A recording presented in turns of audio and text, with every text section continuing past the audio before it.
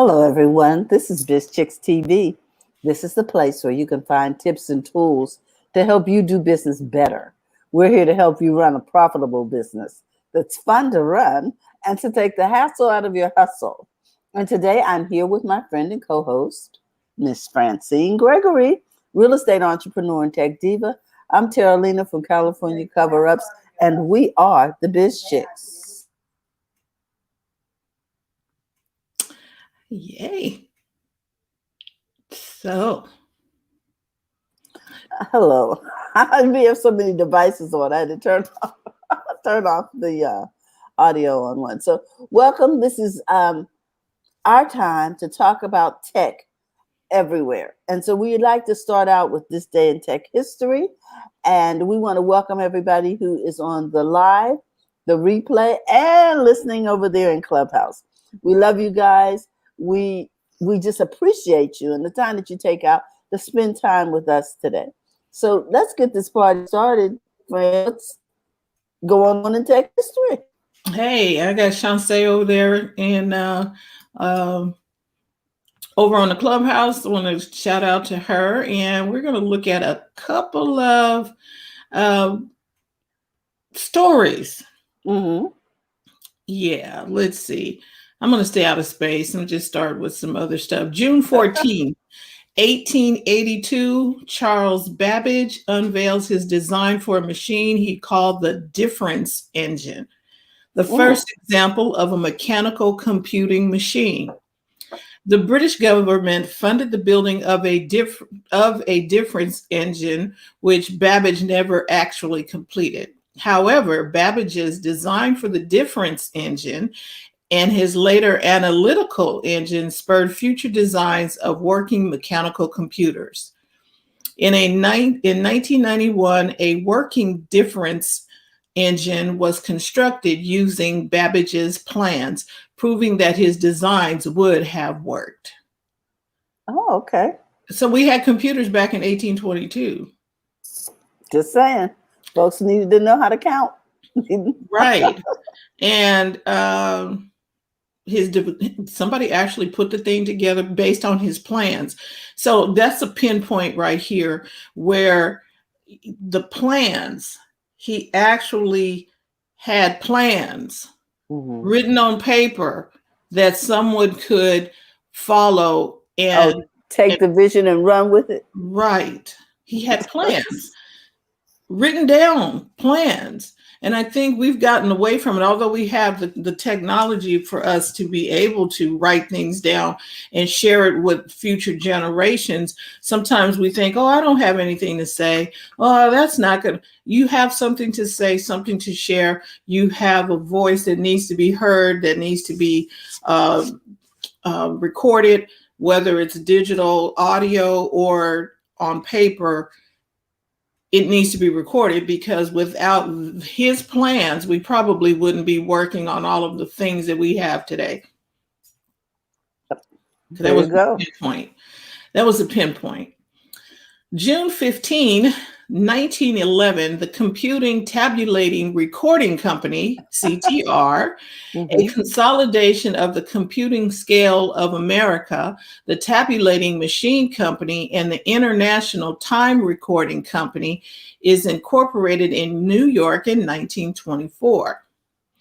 CTR adopted the name International Business Machines, better known as IBM.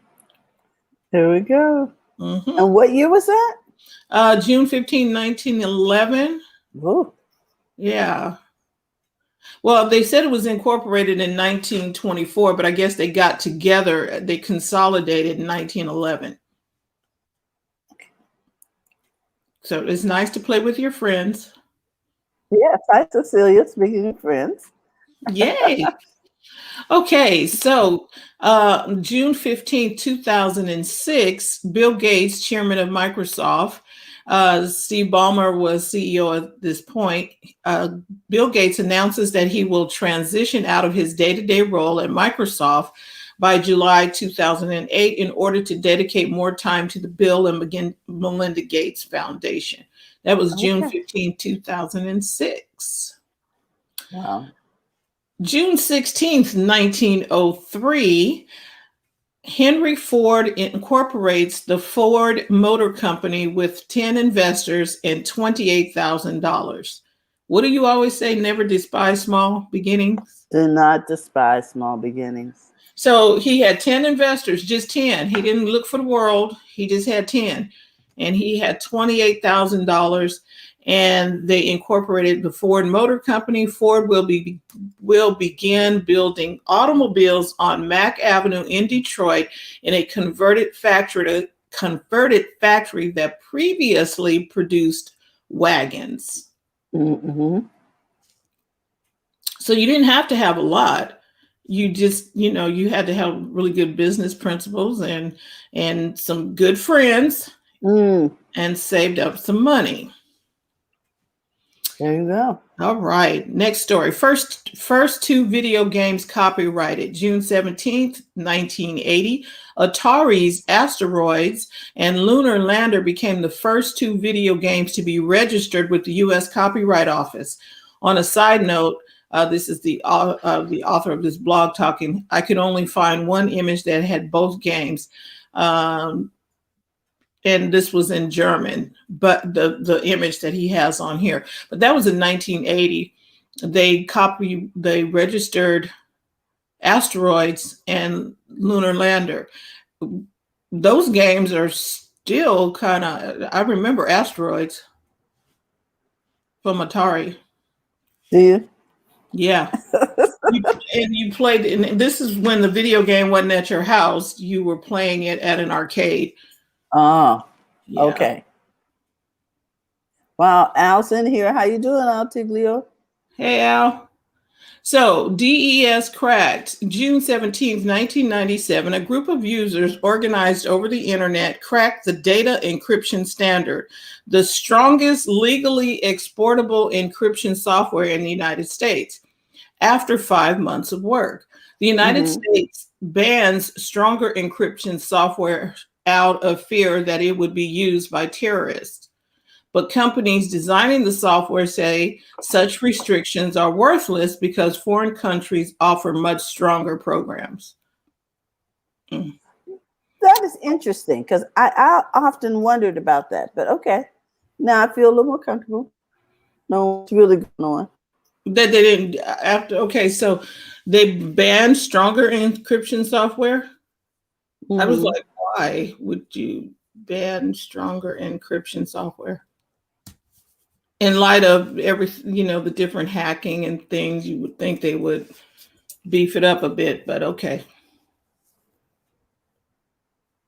I'm okay. That is not my wheelhouse, so I'm gonna leave it alone. Okay. Last story, June 18th, 1979. In use at the time by over 200,000 computers with the Z80 and the 8080 processors, Microsoft BASIC is introduced for the 8086 16-bit microprocessor. By being one of the first to offer a version of the BASIC program language for a 16-bit processor and making it compatible with their 8-bit versions of BASICs, Microsoft helped move forward 16-bit computing. Now, Al can probably speak to a lot of this, but perhaps more importantly, by developing for the 8086 processor, they soon formed a relationship with the Seattle Computer Products, one of the first companies building computers with an 8086 processor. As fate would have it, in 1980, Seattle Computer Products was forced to develop an operating system for their computers because a version of the very popular CP/M operating system was delayed for the 8086. It was this 8086 operating system, which SCP called QDOS for Quick and Dirty Operating System, that Microsoft soon bought the rights for and licensed to IBM for their new PC. And Microsoft thus began their transformation from a simple software development company in the early history of personal computing to one of the most dominant technology companies in history. Wow. Yeah, and that is your week in tech history. Oh, we got Pat. Hey, Pat in Pat. the house. How you doing, Patricia? Yeah, that was kind of interesting. Yeah, it was. I just like the fact. I always like to know where those different things came from, like how IBM got started and things like that. And Wow. so the story ties because IBM, 1924, they got together with all those three companies, created IBM, and they are still playing in the game today. Correct.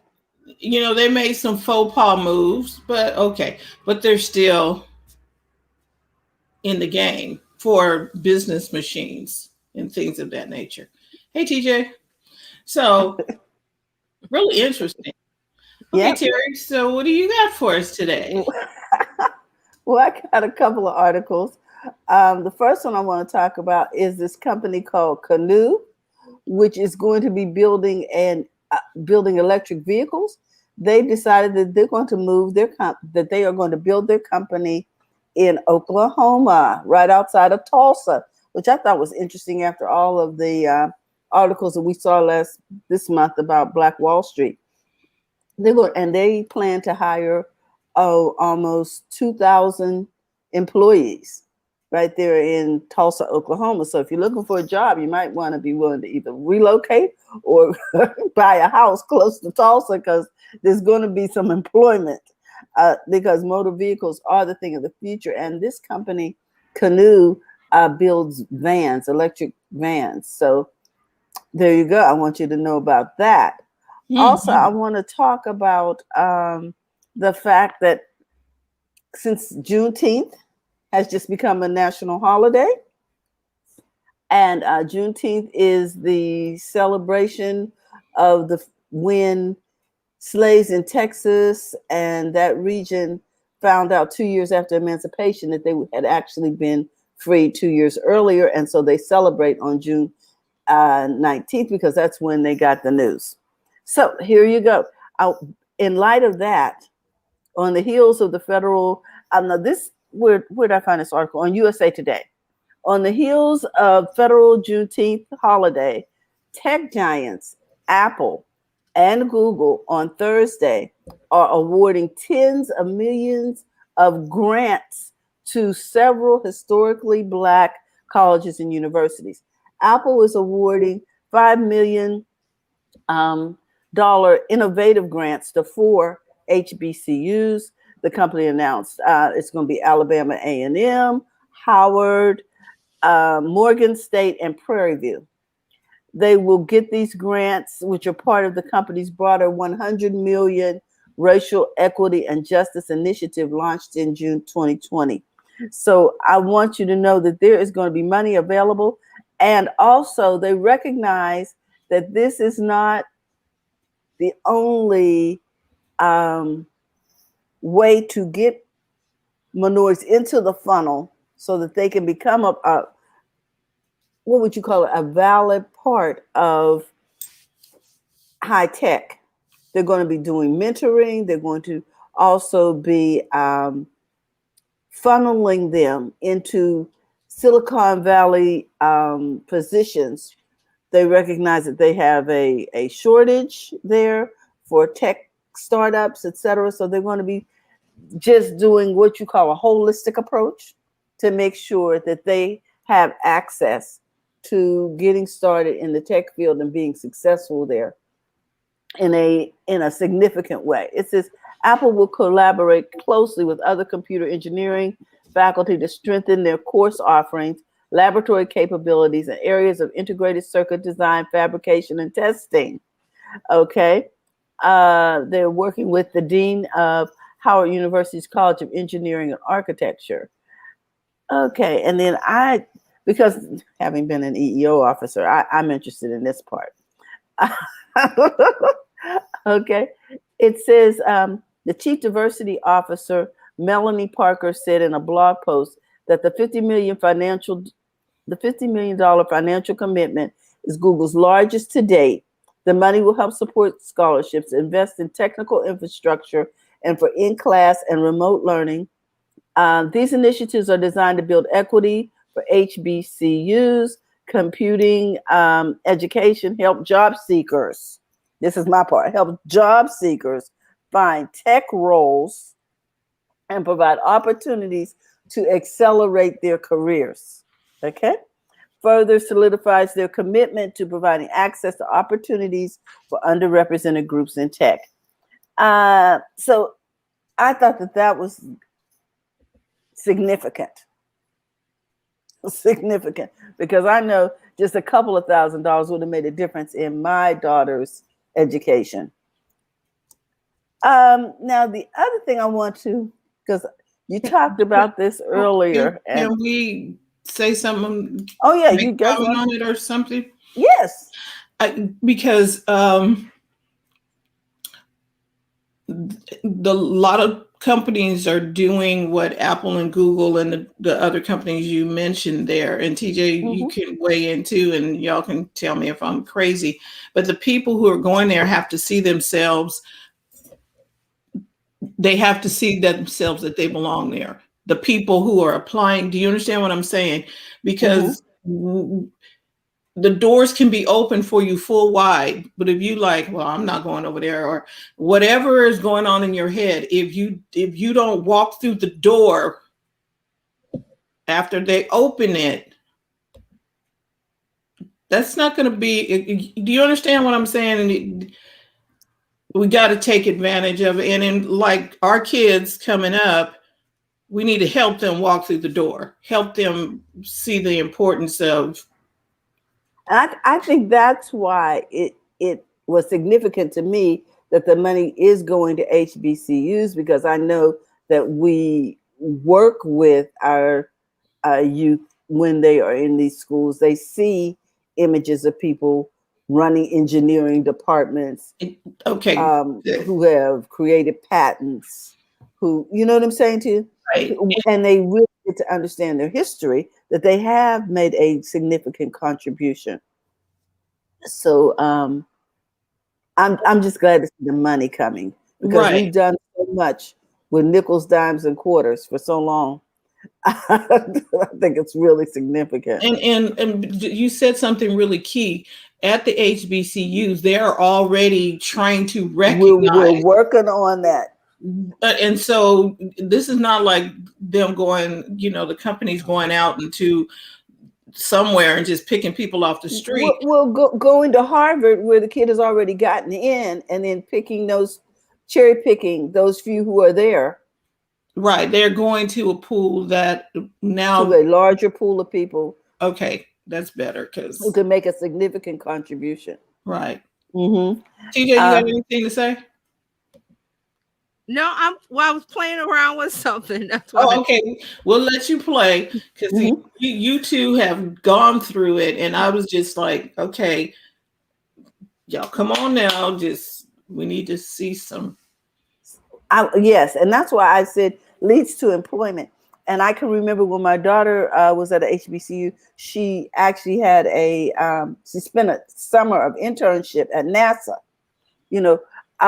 These opportunities are really important, but they require funding. Right. Okay? You know what I'm saying? Right. And because too, you are the parent that positioned your child. Do you understand what I'm saying? And you position your child. Okay, come on. Who spends time at NASA on a regular? And to point out that this is a significant opportunity. Right. And I'm like, okay. And there are thousands of parents who have children at these HBCUs who may be third and fourth generation HBCU graduates, and understand, okay, look, son, daughter, you need to get don't let this pass you by. Not only that, we need somebody to write a check. Okay. Right. And somebody, Yolanda. And somebody is writing the check. Yes. Helping them. Right. Okay. Carry on. People are putting their money where their mouth is for a change. Right.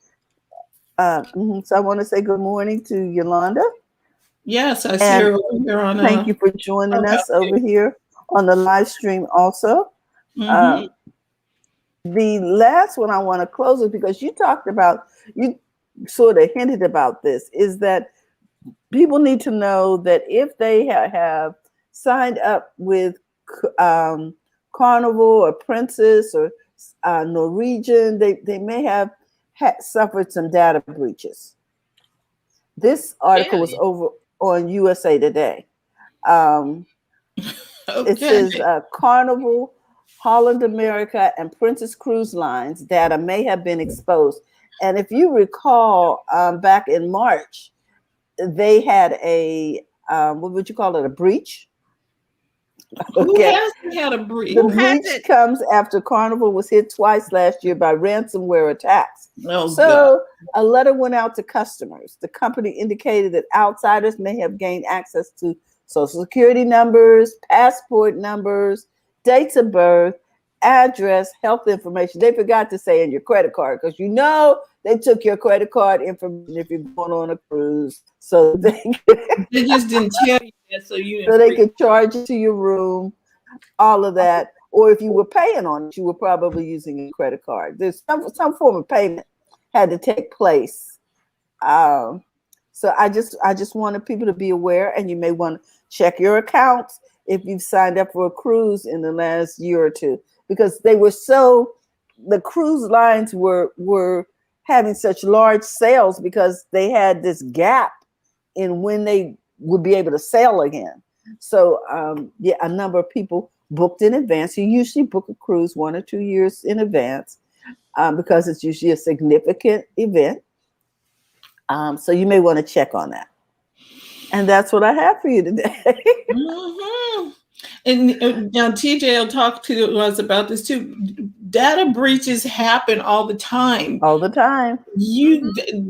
Some people just don't tell you until 2 years later. Exactly. And if you use the Firefox browser, I've noticed this whenever I've used it, it will check it because it checks my email. I'm logged in. It will say, "Oh, this email was in all of these data breaches. You might want to change your email." Right. And Apple does the same thing too. Mm-hmm. Because on your Apple, when you put in a password, and I strongly suggest you use your keychain when you're doing stuff when you're creating passwords. If you're on an Apple device, use your keychain, because it'll tell you, are you sure you want to do this? Because you have already used this over somewhere else, and it could be a potential problem for you in the future. So they tell you, and then it'll say, do you want to use a strong password? Now, if you can remember all that stuff, that them little characters and crap that they put on there,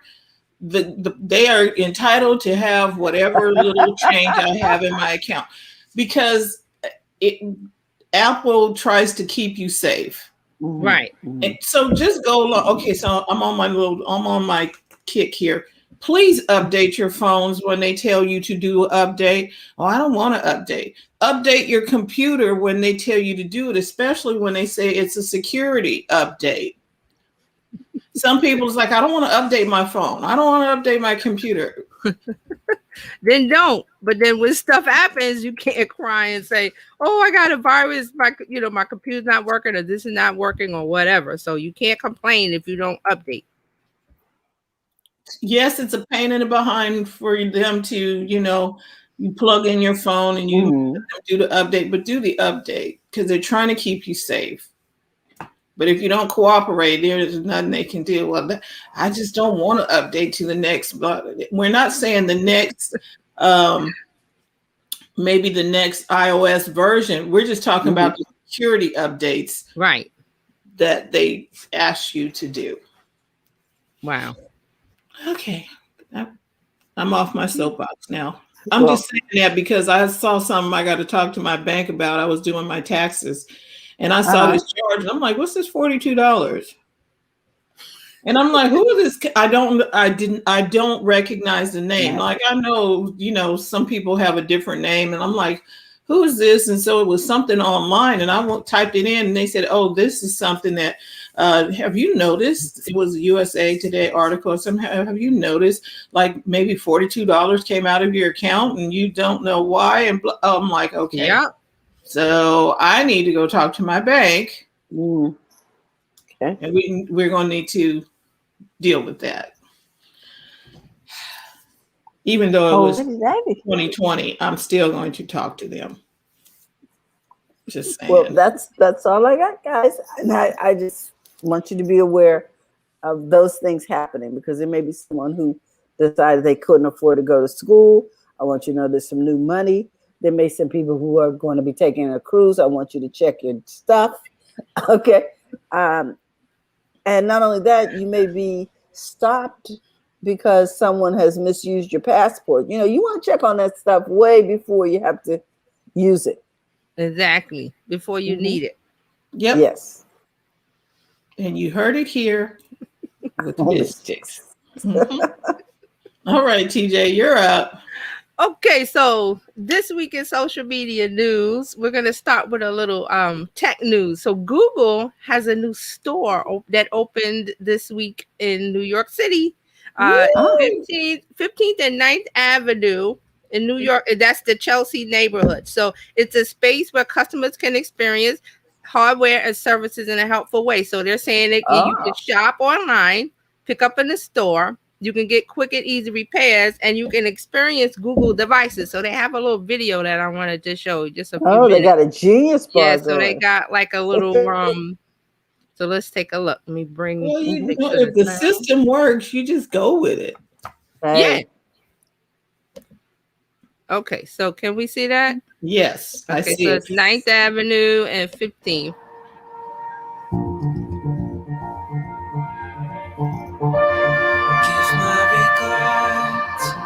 To Broadway, remember me to Herald Square.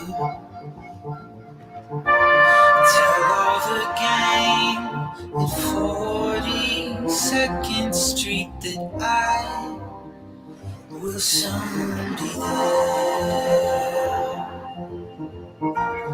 Whisper of how I'm yearning to mingle with the old time throng. Give my regards to old Broadway and say that I'll be there ere long. Nice. Okay, so that's their little commercial store opening. Yeah, I might take a look. I might go and see. Not this week. Maybe in a week or so. Yeah, because the store openings, and it's a little interesting. At the Apple store, you got to make appointments. You can't just roll up.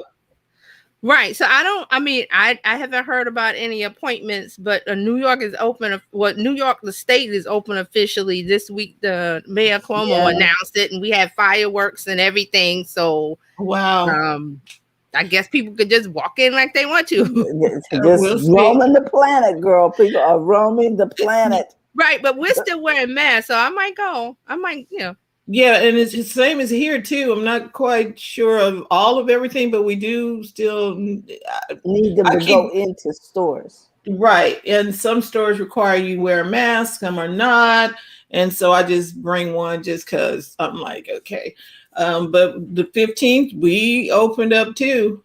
That they were trying to. Mark says they opened up in Chicago too last week. He heard you on the no-fly list, TJ. He's joking with us. I'm on the no-fly list. Okay. So it's kind of interesting. They wanted to recall our governor, and I was like, people, please, what are you doing? He has done a really good job under some really adverse circumstances in the largest state in the country. Y'all trying to anyway. Yeah. Okay, so moving on, we're talking about Apple and updates. So Apple is rolling out their new podcast subscription and channel option that they had. Remember, they were going to switch to the Apple Podcast where you could have an ad-free version, or you could have a Patreon like subscription for, you give people special episodes or whatever when they pay. Right. So there's the paid plan and then the free option, which a lot of social media is doing now. You see Twitter's doing that with their Twitter Blue, and who knows what's next, who's going to do it next. But they rolled that out, I heard today. I was trying to see it. I don't see any difference. I was trying to find the podcast subscription. Well, maybe the person has to set up subscription on their podcast for people to join in, kind of like Clubhouse. You had to, I don't know. I still don't see the little dog. I saw a little something about pay on someone's profile. I saw something that said about payment or paying them or something. Right. On Clubhouse. Some people on Clubhouse have the little where you can give money to them. Mm-hmm. Right. But right. So the Apple Podcast, I'm looking at it here. I was trying to find it earlier. It just looks like the app to me, but there's supposed to be podcast subscriptions where, like you said, the person that has the podcast can offer that feature. So they turned it on. Now, remember, Apple takes a 30% commission on all podcast subscriptions and purchases made inside the Apple Podcast app. So you want to take that into consideration. How much? What is that percent? 30%. Apple takes, this is the deal. Apple has, weren't they in court with not Epic Games, one of the gaming, one of the gamers. Yeah, there was about this, how much Apple takes from the it was Fortnite. It was Fortnite. Yeah. So they take 30%, and then there was some kind of, I guess Fortnite didn't agree with that or whatever, but that's the deal. You want to play on Apple's playground. You go if you want to be on the Apple App Store. Hey, that's the playground. So that's the cost of admission. Mark, you have more eyeballs there than you do some other places. So Mark says he's offering Patreon that will enable people to watch me clean my bathroom. What cleaner will he use today? It's very suspense filled. You know what, Mark? You may go viral with that. He's joking, but you could do I'm that. serious. I think you might have. You would be surprised when people are watching. There's people that like to see other people clean. They are doing that on YouTube. Seriously, I'm like, who are these people? And they're just, okay, today we're going to go to the gun range. Okay, today we're going to have, we're going to get coffee at Starbucks. And I'm like, what? And people are watching them. Yeah. That if you can think it, listen, there's a hot sauce club. There's all kind of clubs. There's people that like goat yoga. I remember talking about that a few years ago. I saw it on CBS News. There was a thing with goat yoga. And Quietus is on your back. Yeah, the goats climbed all over you. Yep. Quietus is people kept, pay for that. There must be at least a couple of billion people on the planet who have toilets. If you get 1% of that, or 0.05, you might be in business. Mark, you might have something I'm there. just saying. And while you're cleaning the toilet, you can give them some advice, some life coaching, Mark. And it depends on how much effort you want to put into it. If you could talk about the different cleaners and the green clean versus this, like Brenna. Brenna has yeah. So hey, Mark, we'll watch you clean the bathroom. Do not despise small beginnings. All right, so back to Apple. They also have a Apple Podcast channel that allows anyone to group their shows into a dedicated page, and you have custom branding and artwork. Now, channels are offered to creators for free and can be used whether a podcast takes advantage of the subscription feature or not. So this is the deal with Apple Podcasts. You have a podcast, it can stay free, or you can have the Patreon-like option where people get on the paid track and you give them extra content. See, this is the deal. You could probably put your whole podcast under the paid deal, or do a free episode and then say, okay, we're going to do the extra, or the VIP part, and that's the Patreon, like where they pay $2.99 a month or whatever you want to charge, and then you can have a whole channel.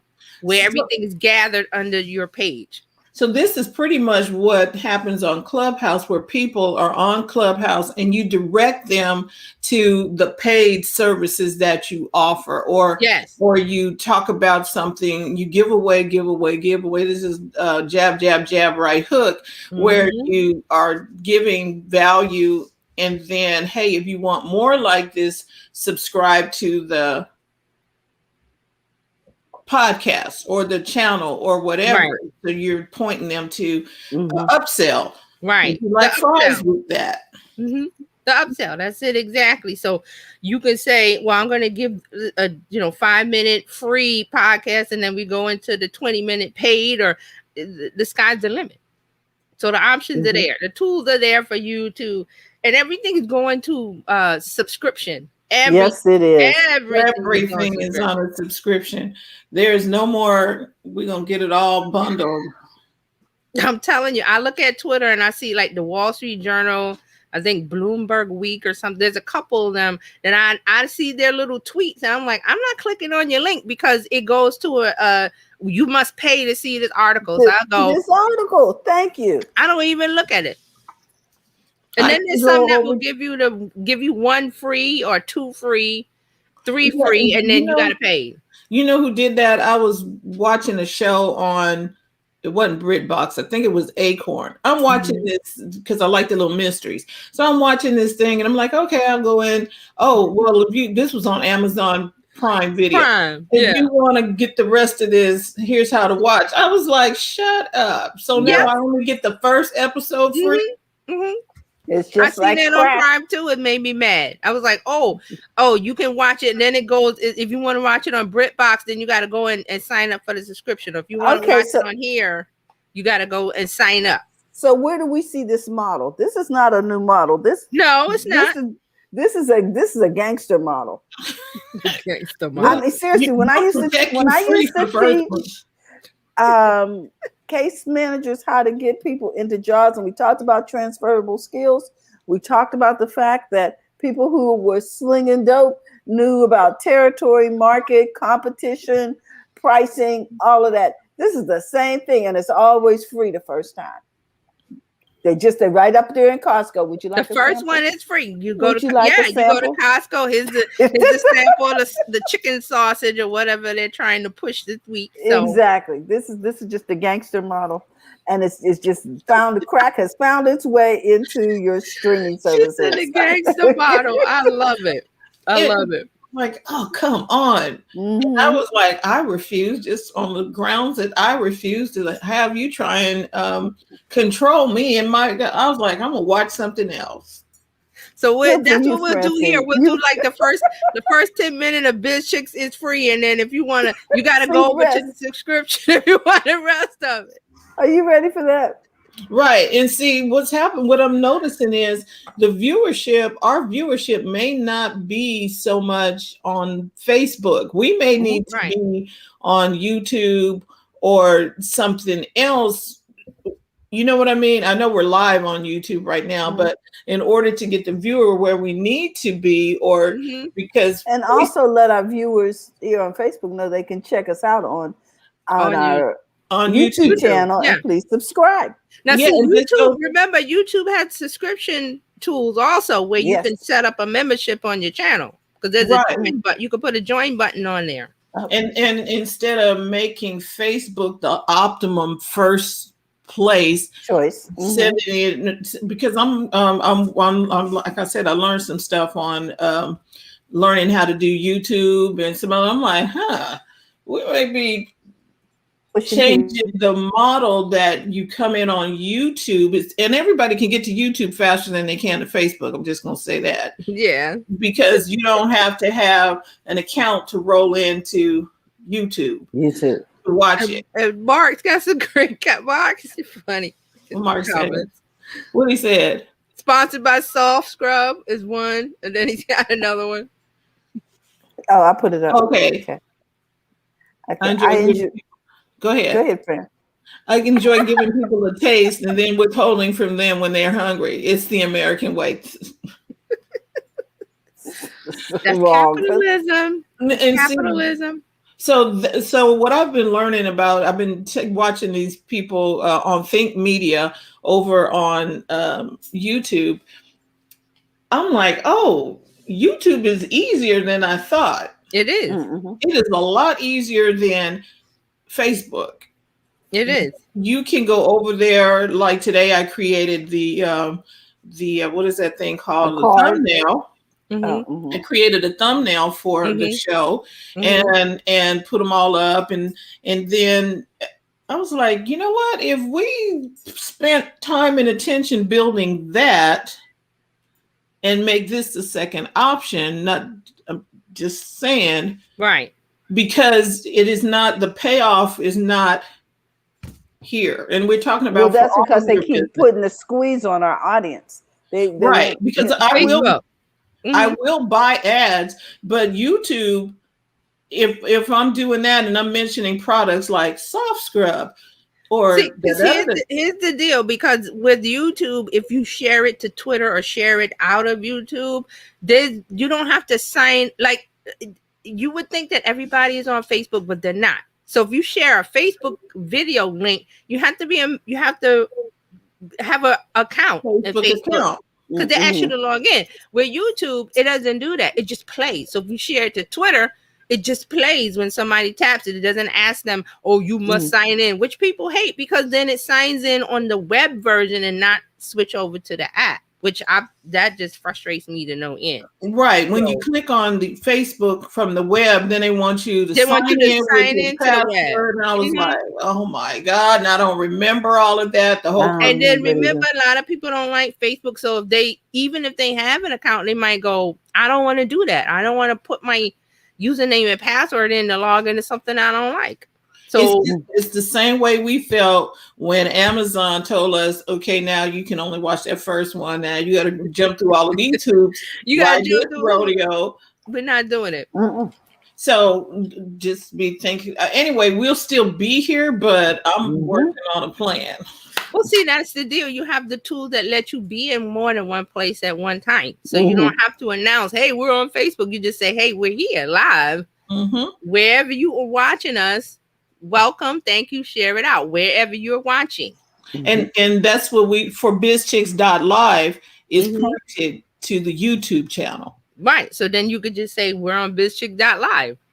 Right. And that's all they got to do. Right.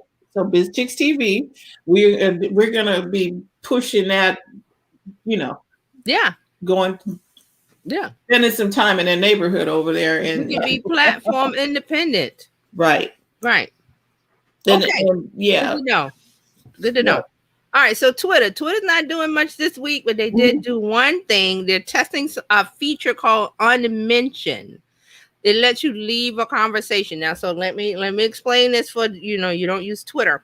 What happens on Twitter, you tweet something and then somebody responds, and then somebody responds to the both of you, but you don't say the other person on the third or fourth, whatever, they don't want their username tagged in the conversation. Because that happened to me yesterday. I think I commented on something. Oh, the Lin-Manuel, his movie, there's some controversy about colorism. So I made a response to somebody, but then somebody responded to that, and then somebody responded to that. So now anytime somebody likes or responds, I get the notification. So I'm like, I don't want these notifications. So this is where I see this works. Right. Okay. So you can untag yourself from a tweet or a conversation you don't want to be involved in, because when you respond, you're automatically part of the conversation. And if there's more people joining, like a cocktail party, you can't leave unless you can't leave. Let me get out. Yeah, you can't leave. And it clutters up your notifications, and it clutters up. It's because I keep going to Twitter going, what is this? It's like, oh, that's that tweet from last week. Why am I still getting notifications? So this is the option that they want people to do. So it's an optional, say, unmention yourself from the conversation, and it's from the menu item, and then your link to the profile will be removed, they're saying. So they're testing this because unwanted attention, it can lead to harassment. Because if you decide to say you join a conversation and say something that people don't like, then there's that bullying part that happens on Twitter with some people. But I follow a lot of people that are nice, so I've never had the bullying stuff, but it happens. That happens. Okay. So they're testing this unmentioned, and I'm like, this is a good option because you can unhook yourself from a conversation. It's That's like you nice. can't leave the party. Hotel California, Frantic is referred to. But at least on now, in Facebook's defense or Messenger, you can leave the party if the conversation is be like, Yes, "Get out of here," and Yes. I think that's good. Yeah, Facebook Messenger lets you blog, remove yourself, delete. There's all kind of options. Instagram too. So I love this one with Instagram. Speaking of them, that if you get a spam message in your DMs and you block that one account, Instagram will say, do you want to block this account and any other accounts that this person starts? Because see, that's what the trolls and everybody, the spam does. Yes, they will just start another one. Right. So Instagram has a way to track that person is starting all of these usernames to just stop that IP address. Spam, right? Yeah. They just stop it. So I like that, and I was like, "Yep, block everything that this person makes because it's a spam message, a spam bot. I don't want that. It's not a person." So I like it. All right, so let's move on. Oh, speaking of Instagram, we'll talk about them. So Instagram has introduces something called group fundraisers. So people can unite for a cause. 100% of the funds will go directly to the nonprofit that you choose. So they're built to, build a sense of community, like bake sales, concerts, all kind of things where people feel behind a cause and they can get together and unite and rally around that cause. So you can start a group fundraiser on the app. So they said you tap on the create icon, like for any other type of post. So it's an option when you create a post.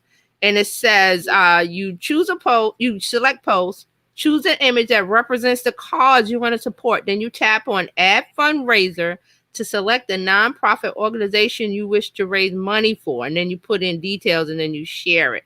You can also invite others to join by tapping the share button on the fundraiser page. And then you can invite group members. So that's what they're saying. They got this new group fundraiser option on Instagram. Okay. I haven't looked at it. I will. I'm going to check it out too, because check it out. I think it sounds like a good way to raise money for like a charity or cause. And I have a cause that I really want to support. So look at it. Yeah, look at this option. We'll look at that because that's a good way to. Okay. Yeah, and so Instagram is saying 100% of the funds raised for the nonprofits and the charity goes directly to the organization, so they don't take a cut or anything, which is good. Good, because it's kind of like not Kickstarter, but there's another one, GoFundMe. That's what this is like. Okay. Yeah, they're introducing those type of options and tools in the Instagram because remember, Instagram, Facebook, all of these apps want you to stay on. So they're going to give you fun things, tools, and they're going to make it simple. Hopefully make it simple to use so you stay on the app. More eyeballs, more places for you to see ads because that's how they make their money. Remember, Facebook, they want you to run ads. And that's Instagram too. Now, speaking of ads, Instagram has announced ads globally for Instagram Reels. So now you're going to start seeing ads between the Reels. And we said this was coming. Remember, I think I said this a few months ago that they were doing this, and they were testing this in other countries because they like to test in India, Brazil, Germany, and Australia. So they did this in April. So they're putting commercials. So pretty much they're putting commercials between the videos. And like I just said, Facebook this is ad placement. They want places to put ads. This is like YouTube, the same thing where you watch YouTube, you're watching YouTube and then something pops up and then it's like, oh man, I gotta skip the now, thing. See, the thing about the YouTube ads is that the person that owns the channel does that. They decide where the ads go, like in the middle, at the beginning, and the end. So that blame the person that's running the channel. Oh, really? I didn't know you Yeah. had a choice about ad placement. Oh yeah. Right now you do, but now I know YouTube was saying that they were going to run ads on everybody's channel, whether you're in the AdSense program or not. So I don't know if that's going to stay, but I do know that the person running the channel, they get to decide where the ads go. Okay. So I'm writing on my things to do. We're gonna biz. So I've seen some people's videos on the channels of like there was an ad and ad. It was like I was like, listen, I'm not gonna watch your video. There's too many ads. Too many. One, right? Because they have the little yellow dots all along. Yes, that's the ad. Gosh. That's the ad placement. Now remember, YouTube has their was it YouTube Red or what is it? YouTube Premium or whatever it's called. Right. And where you take the ads you pay, you pay and you don't see any ads. So they want to drive you to that again, subscription. Yeah, I think it used to be $23. I don't know what it is now, but no, I thought it was 14. Was it 14? I think it was $14.99. Now this is not YouTube TV. That's the difference. Okay, that's different. This is YouTube. YouTube TV is significantly. It's very expensive. Yeah, YouTube. This TV is just regular $65. Yeah, this is just regular YouTube. Like if you want to deal with the ads, you just go to YouTube.com or on your phone. But if you don't want, and a lot of people do play that premium, $14.99 a month. See, at $14.99, y'all need to put all of it together. They need to be Netflix for me to pay $14.99. They better do some Netflix stuff up in there. You need to give me something else besides that because they don't have their YouTube original programming anymore. I could see maybe $4.99, something like that, but $14, I'm like, I just have to deal with that. Because I know how to hit the little. I just tap. Yep, you just click that little button and it skips. It's annoying, but we're used to it. Okay, so back to Instagram Reels. So the ads are going to be 30 seconds in length, like the Reel. They're going to be vertical in format, just like the Reels, and they're going to loop, and people will be able to like, comment, and save them just like a Reel video. So it will be just like an Instagram Reel video, but it will be an ad. Oh, okay. So ads are everywhere, as we've been talking. Ads are everywhere. You walking down the street, hi, get a cup of coffee. Hey. Well, those what is it? The VR things. Oculus VR, yeah. Oculus. Yes, they're going to have ads on them now. Yeah, that's like, what? Mm-hmm. You can't enjoy it. You can't even be virtual anymore. Just. Hi, would you like fries with that? It reminds me of this movie called Ready Player One. Yes. And they're all in a virtual world, but there's still stuff just everywhere, ads and.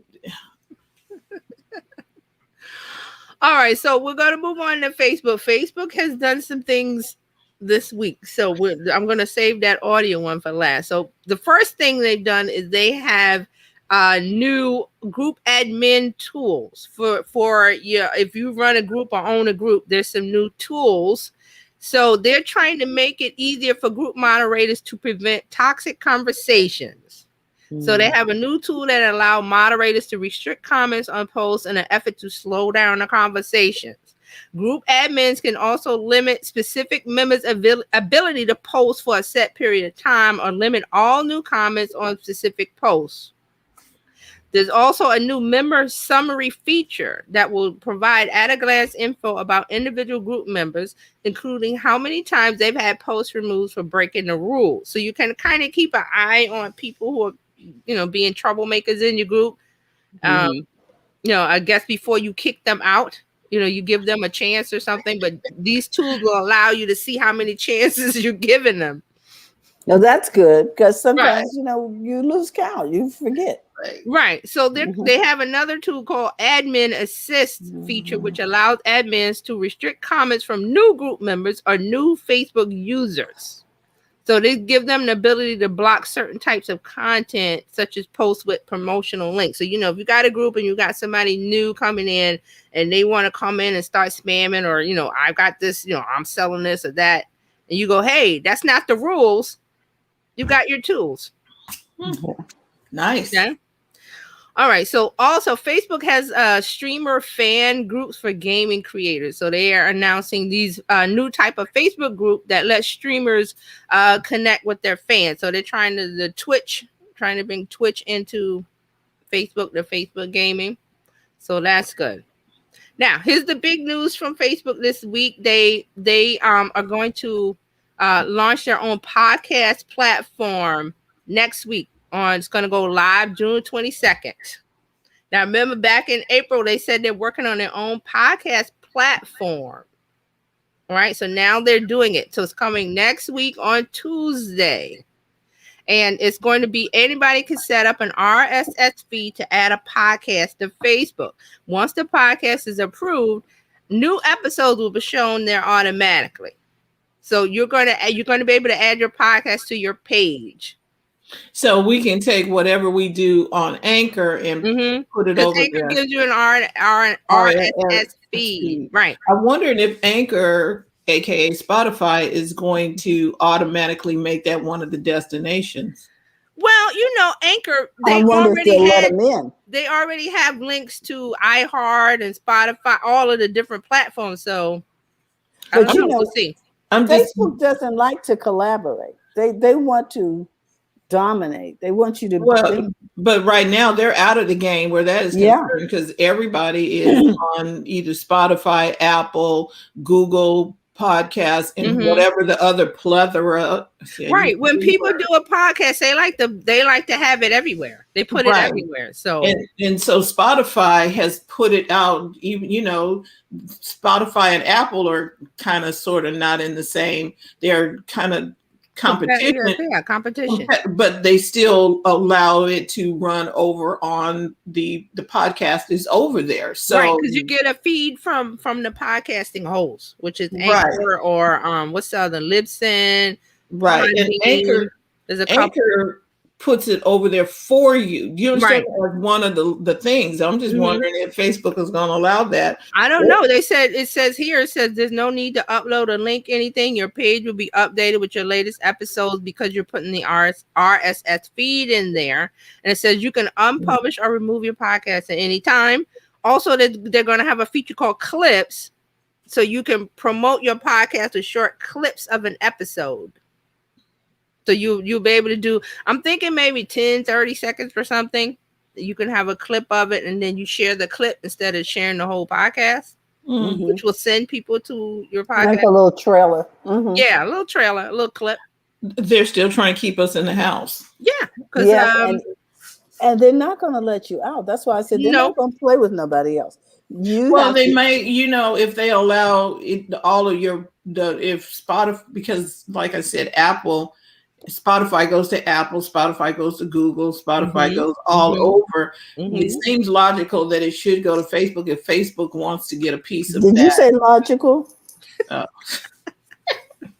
If Facebook wanted to get a piece of the audience, they would want to allow Spotify to put it over there. That's what you're trying to do, because all right, so more about Facebook and audio. So now remember we talked about the live audio rooms and Facebook. Wait, is that the hotline?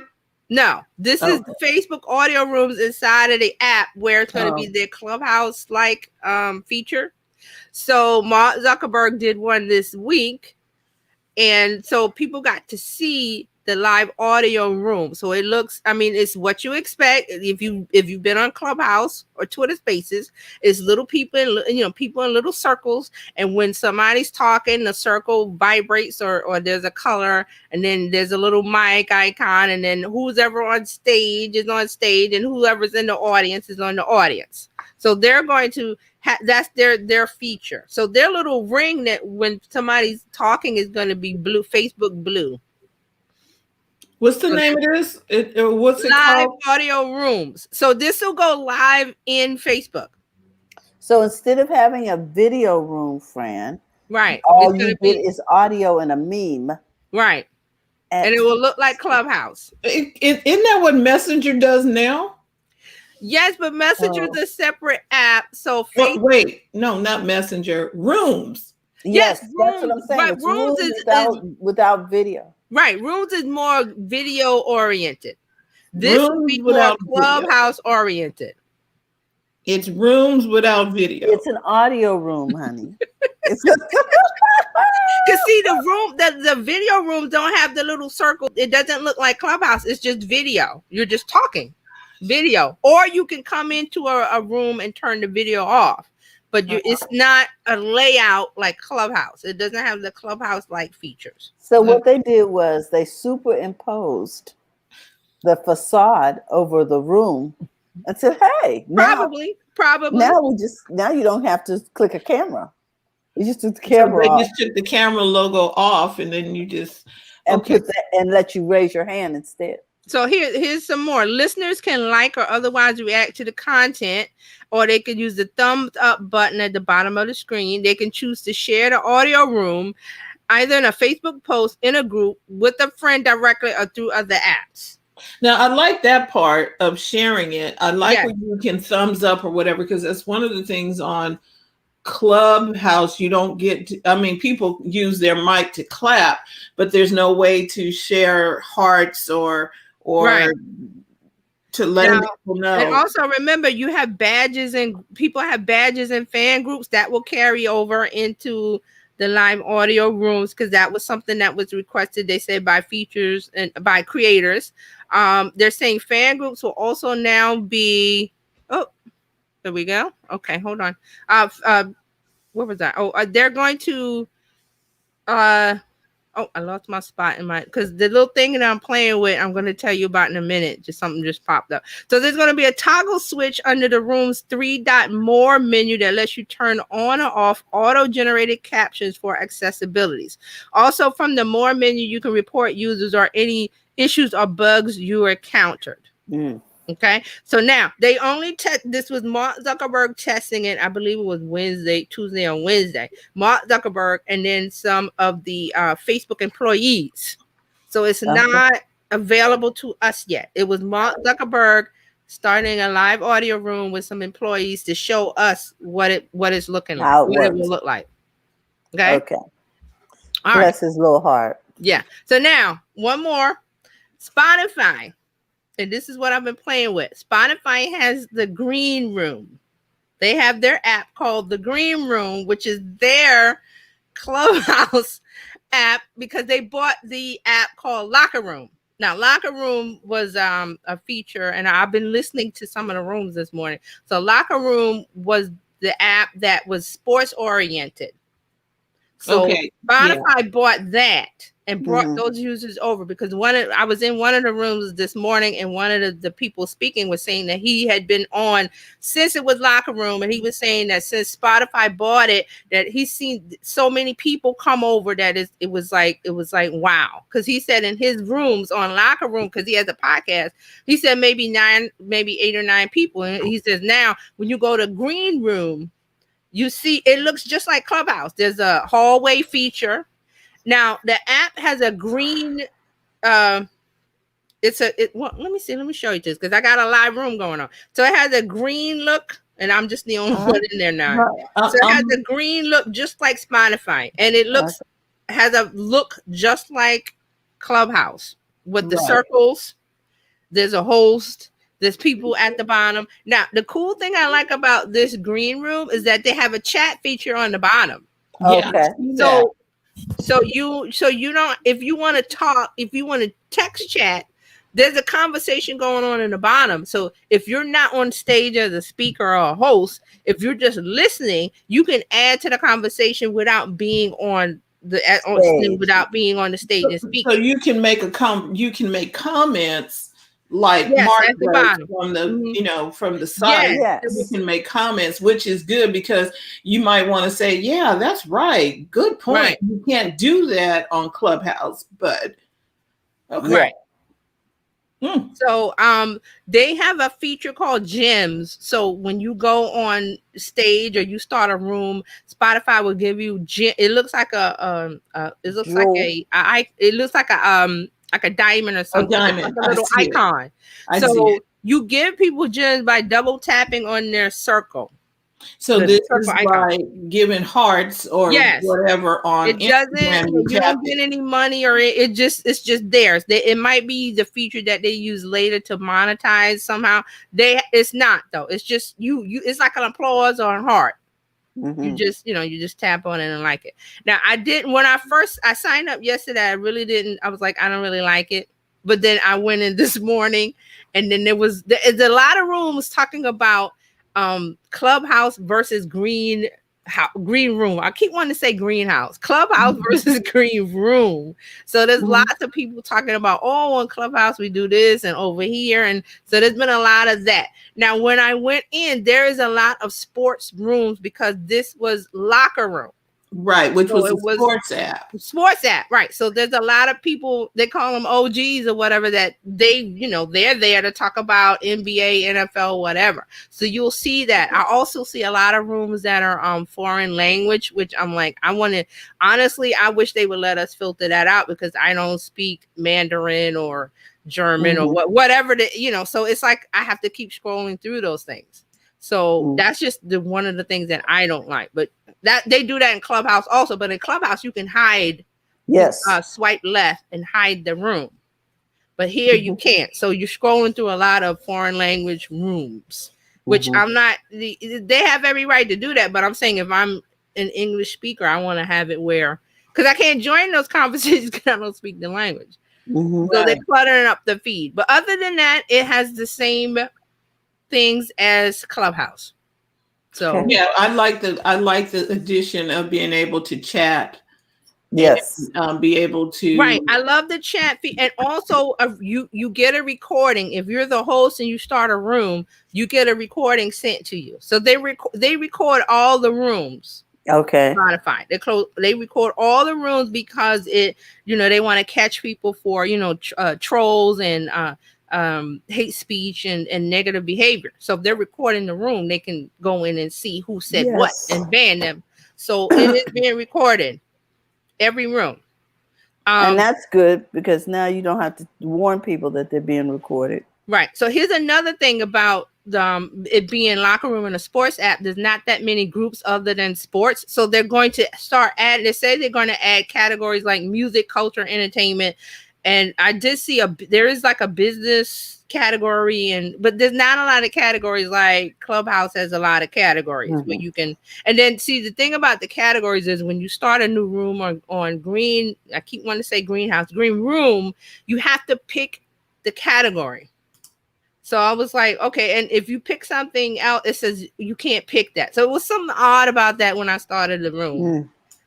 So I had to choose. What did I choose? I chose social media something, and it was like maybe a few hundred people in that room. So I'm thinking because I chose that room that is limited to that. I'm not sure, but I'm still looking at it. But I want to see how the recording feature is when they send it to me. That's what I'm really interested in, because they're recording everything. So you want to see that. Now here's some more.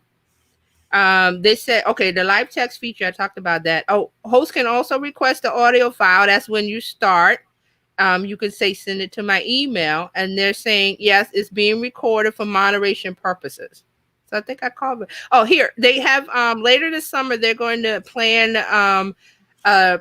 program content like they did in Clubhouse. They started to make they started to get creators to make shows, and they're promoting the shows and they're paying them. So Spotify said they're going to do that later. Oh, so we can have a show over there? I'm not sure how they're going to do it. They're just saying they're going to make an announcement about program content. Okay. So we'll see. That'll be later this summer. And one more thing is Spotify bought Pods. They bought the Pods software or startup. It's AI-based AI technology. It's going to help users discover new podcasts with a smart feed based on machine learning and artificial intelligence. The app automatically generates short 60-second clips that highlight the best moments of each podcast that may sound interesting in the user. So Spotify is bringing in these two tools to help you if you have a podcast Or if you're in the music industry and you got new music on Spotify, you want to build the buzz. So here's the green room, and then there's the AI part with pods. So we're going to see how all that integrates this year. Wow. Okay. Okay. Well, you see, Francine is already in the sandbox. I know. Well, Right? I'm just because I saw something. I want to know, can I do it from my desktop? And I'm like, okay, let's just see. Well, I haven't investigated that. I've just been on the app since yesterday. Well, I haven't been in my what is this in my Spotify account in quite a while, so I'm like, okay. Well, you have. I'm not sure about the desktop, but I know on the phone you have to download the app. It's not in Spotify. You have to download the app called Green Room. I haven't checked it out on desktop, so we'll see what. And how can you get through there? So this is kind of like when we were over on. Okay, we've been on Ecamm, Blue Jeans, Fire Talk. Fire Talk Time. We have been Peer In. There's another one. Huzzah. Yeah. Huzzah. Yeah. We've been in Blab. Smile Time. Yeah, oh my God. So, but this one seems to have a full package. The Green Room seems to have a full package with very little clutter of people over there, except for the sports people. Exactly. Right.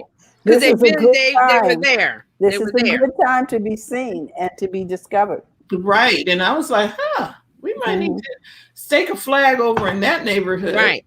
And like I said, the guy that I in the room that he'd been on Locker Room for a year, he said that the activity was very small. He said like one of his rooms would have like 8 or 9 people max. And he said seeing what's, in the last 2 days, he was like, wow, it's such a big difference to see all of these rooms with hundreds of people when it was, was barely any activity as Locker Room. Right. So I'm going to play over there and see. Yeah. So play with that and see. Yeah. And that's your social media news for this week. Wow. Okay. Thank you so much, TJ. Wow. I just love FB. So I mean, just be aware there's gonna be more Clubhouse like features and all clones in the app. I expect in LinkedIn, Pinterest, who else doesn't have one? They're gonna have one. Well, and I mean, if they have one for their ecosystem, that's fine. But you see, it's never should be targeted to the masses. It should be for that ecosystem. So maybe the one Facebook is doing is for their ecosystem, because I can't see people coming from Twitter and wherever else and getting in. However, with the Green Room, everybody can show up at the Green Room. But think about Spotify, and I have to look up and see their user monthly active user numbers and the total people subscribing to Spotify. That's got to be like a big pool of people to pull from. And remember, if you've got a podcast, this might be a natural fit, because they're who's to say what the tools are coming. They just connected Green Room and Spotify, so we're at the early days to see what they're going to do. So yeah, good morning, afternoon. Good morning. Good afternoon. How you doing? It's morning for you and afternoon for wow. Today was a challenge. I'll say that. Tech challenges. When you try to interview people. So the plan was to interview them early enough, but there was all this wahala and tech issues that they had. So I'm like, well, I'm not going to reschedule. Let's just work through it. So we know all too well, Tashi. Yes. So it's going to require a lot of editing by me, but it's all right. It's all right. But I'm here. That's what matters. And I see you busy. Have you looked at the Green Room? We was just talking about, and I always want to say greenhouse, but Green Room. Have you had a chance to look at it yet? It surely is a greenhouse effect, all of these audio apps. But yeah, I haven't looked, because I posted the article from TechCrunch about it yesterday. My intent was to get on and start playing around with it. And then D Nice wanted to come on and play a set. So everything else went out the window. The fact that I'm even cognizant now is it's 4 in the morning. Yeah. Wow. No, it's just the It last 2 days there's been a flurry of activity of people getting on green. I keep wanting to say greenhouse, green Green room. room. Right. It's Yeah, new yeah, early yeah. days. So I mean, I saw Eileen over there. I saw one or two, like Blab people, and after that, I was just like, okay, Brian Fanzo. And after that, I was like, okay, let me jump off. And I wanted to start a room because I got one going now because I want to see how the recording is because it sends you a recording. So here's the thing: if Miss Eileen is over there, yeah, we need to be over there. Yeah, I saw her Exactly. yesterday. Because she is a trendsetter. Miss Eileen, she is a trendsetter, and she is in it for the education, and to tell you all, to tell all of us what the apps are with these things. There are too many people who jump into these apps because they want to be the king or queen of the app. Yes. And that's the only reason they're there, to master, to conquer, to say, I have this amount of, and it's like, oh, who cares? It's crazy. So I was in a room this morning and I was just listening and they were like, oh, come up on stage. Like, okay, I gotta come on. But I just wanted to listen. I just wanted to, be back in the cut and listen. Yes. But they invited you up. See, there are some rooms you get into and you just sitting in the room. Right. And see, this is the deal. This was a smaller room and I picked it on purpose because it was a smaller room. And then they were talking about Clubhouse. So I went in just to listen. I was like, let me see who's in here. And then it just fell out. But then they have the rooms like, with the bigger stage and more people on stage, 100 people on stage. I like to stay away from those because you're scrolling, everybody's on stage. I'm like, where are the people in the audience? You've got like 100 people on stage. I don't like those rooms. So we have an event coming up in July. It is a ministry marketplace conference, and one of the speakers is Brian Tracy. So I had the pleasure of working with him on StreamYard. And so he and Les Brown have a room in Clubhouse every Tuesday at 10 a.m. Pacific time. Oh, let me go check that I out. was like, let me go follow Brian Tracy and Les Brown. And they take questions from the audience. Oh, wow. And everything. I was like, See, this is the deal. I don't think Green Room is going to knock Clubhouse out of the way. There's room for everybody. Right. I think, and this is what people need to understand, that it is not a fight to the death. Yeah, why is it a fight? Because people have to dominate, and they want all the damn money. They want the whole pie, and nobody else can even get a piece of crust. And if you even ask for a piece of crust, they'll cut off your hands. So no. And see what I've seen so severe. far. What I've seen so far is that Clubhouse people will stay on Clubhouse. Right. When I first installed it, I didn't like it. I was like, it's a dark color. I don't like dark mode.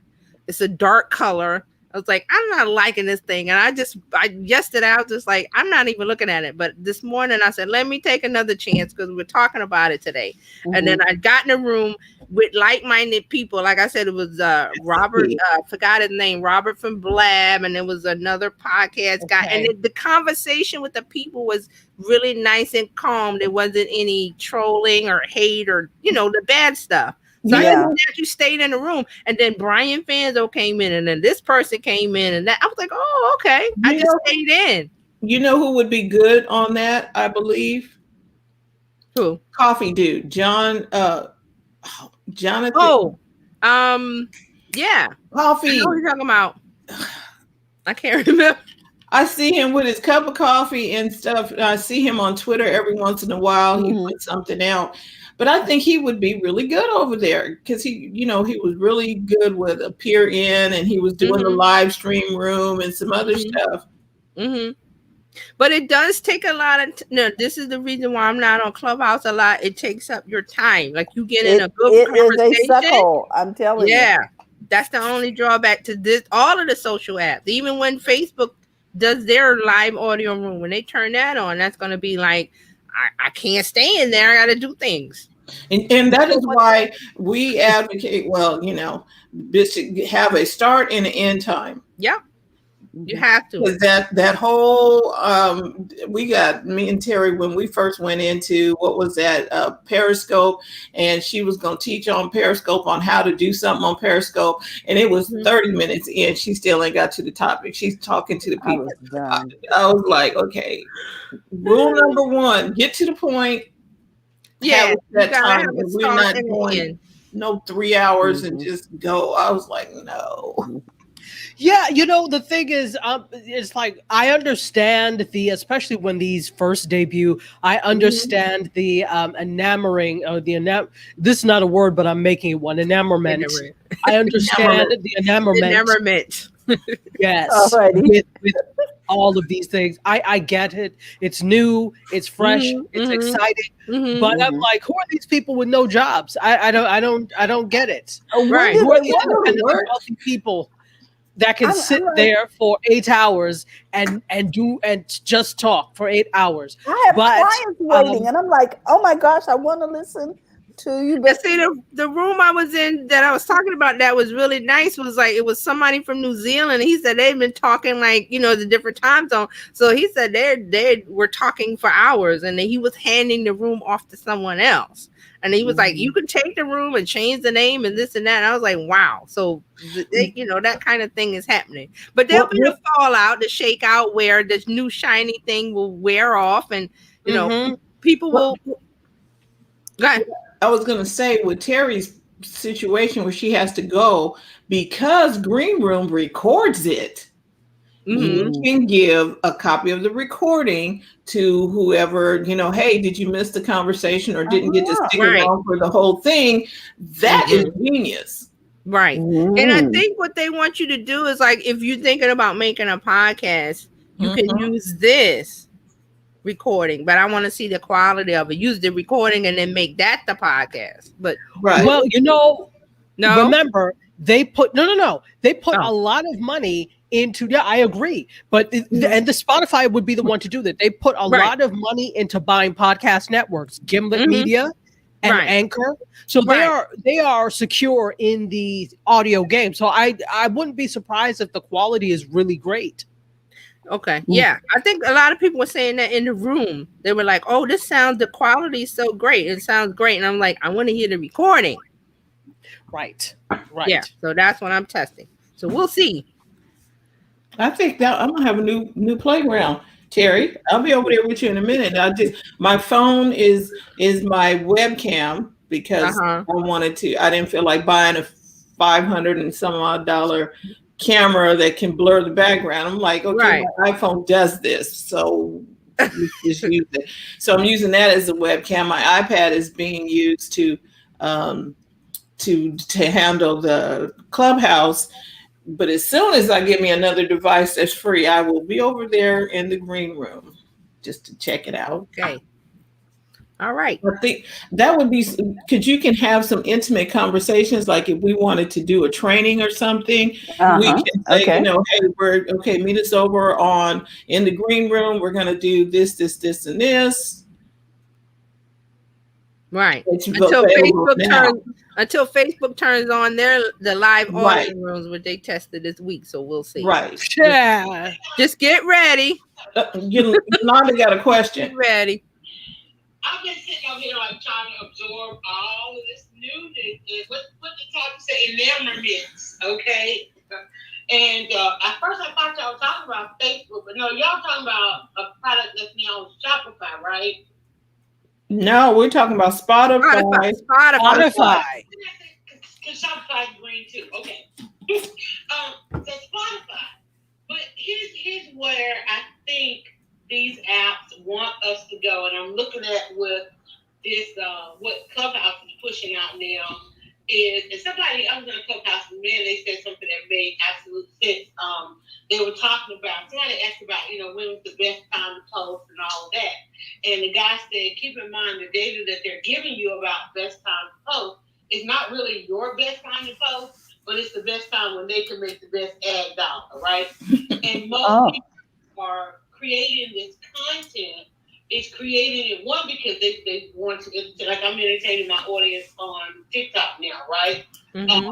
I'm not running any ads, I'm actually selling because it is, our sale thing. But what I'm listening and hearing coming out of Clubhouse now, and I'm pretty sure Spotify is wanting to do, is get us in the mindset of providing more entertainment value, even though, we're using it as networking, we're applying it to our conferences and all those different, in the absence of conferences. Because believe you me, if we had conferences, we wouldn't be on these devices, right? We'd be right now packing up, headed off to a weekend, right? Right.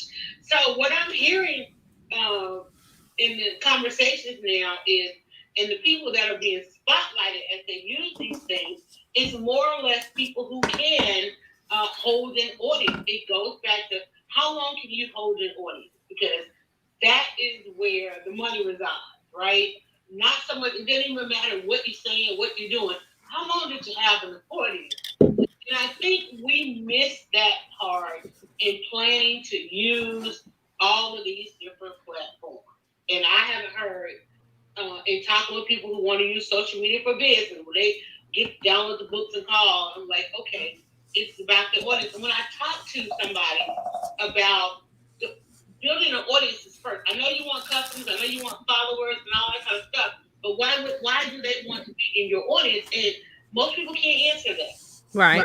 So Right. I think with this platform and what Facebook, you better know with Facebook, okay, when they roll out there, it's really gonna be how much can you entertain people and how long can you hold the audience? And I just want us to think about that so that we can always be if not ahead of the curve, at least taking that curve right, So I just want to add my 2 cents while I was listening, trying to make sense of all this newness. Sounds Yay. Because we always, TJ always reminds us, you got to have something that's worth saying. That's the key. Mm-hmm. That's the key, especially with social audio and all of these apps coming out. You got to be able to talk. There's no video, but there's audio, and you still have to talk. You have to have a message, something to say. And if you don't have that, then you don't need to use these apps. Don't use them. Right. Because if you ain't got nothing to say, right. Why? Right.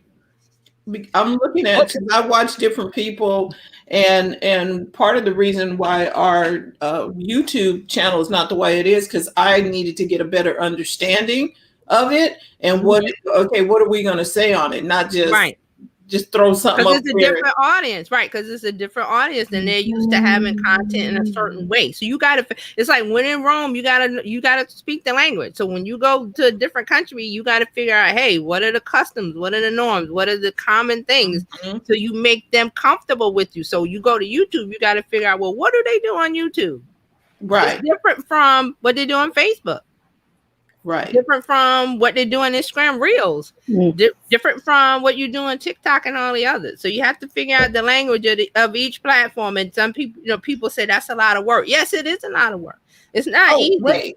And that will work. WORK. That's the. It's not. People think social media is some magic wand. I just push a button, automatic, and I have my posts go to different. The same thing go to different platforms. Well, why is there no engagement? Because you're on another platform speaking another language. When they're like, "What are you saying? We don't do that here." Okay, so that my case in point, one of my pet peeves, I'm looking at people's Twitter, I'm going down, I'm like, let me see who's got something to say on Twitter. And they said, such and such, something. They said something, but it's a link to Instagram. Yes. And I was like, oh my gosh. You can't do that. You can't. That's because they've got some automatic thing set up when they post on Instagram, it goes to Twitter. But I don't pay attention to that. That's bot talk. I was like, you know what? You didn't think me worthy enough to put a picture on there and tell me what you're going to talk about. At least use a tool that will take it from Instagram and put it into Twitter, because there are tools you can use that will take your Instagram post and put it in context in Twitter as far as the caption and the photo. And it makes more sense instead of I just posted on Instagram and a link. I'm not following that. That means you're just setting it and forgetting it. I don't, you have nothing to say on Twitter. And vice versa for all of the other, Instagram, TikTok, Pinterest, people. That's what I don't like about the automation part of it, where you get a tool and you go, oh, you can do one post and it goes to all your social media platforms, but they're different languages. You don't want to do that. Yeah, So I was like, okay, I don't know. people do it, but they shouldn't, because it's work. Yes, WORK. That is what business is. Work. I don't know, where did we get where we thought we don't have to work in business? Because they think social media is just magic wand, this magic tool that you push a button and you get sales, when there's work involved. Because part of the marketing situation is that, okay, you know what your product is, your product and services. This is a little synopsis. You know what your product or service is, you know what you do well, and now how are you going to tell it to people, so to serve that to an audience?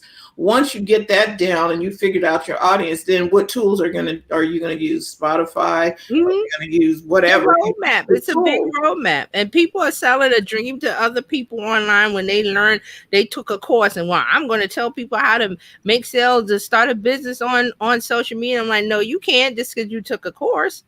That means that person created a system and sold it to you. Right. You didn't figure out what it is that you do, and then a lot of people get lost after the rinse and repeat. You're going to have to do that for a very long time. It is not like, oh, I'm bored with doing this. Because it's easy to set up a system, but it's hard. You have to have a strategy. The system and the strategy is two different things. Because you could set up a system real easy. That's nothing. But you gotta have a strategy and a plan to say, like Driver said about the audience. You gotta build your audience first.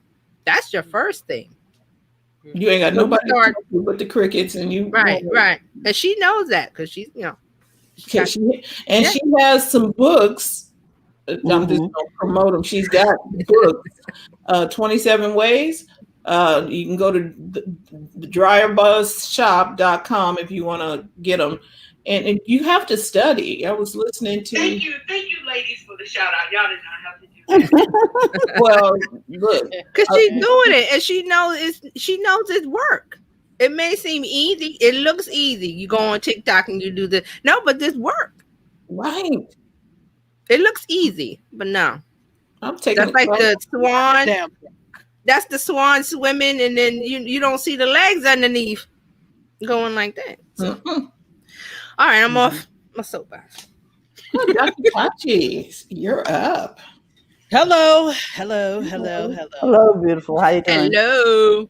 I'm fine. I'm good. So let me give you some value in terms of some things that are coming up. And I look like I'm a little bit choppy. I don't know what the hell is going on. You're fine. Yeah, you said, you're good. All right.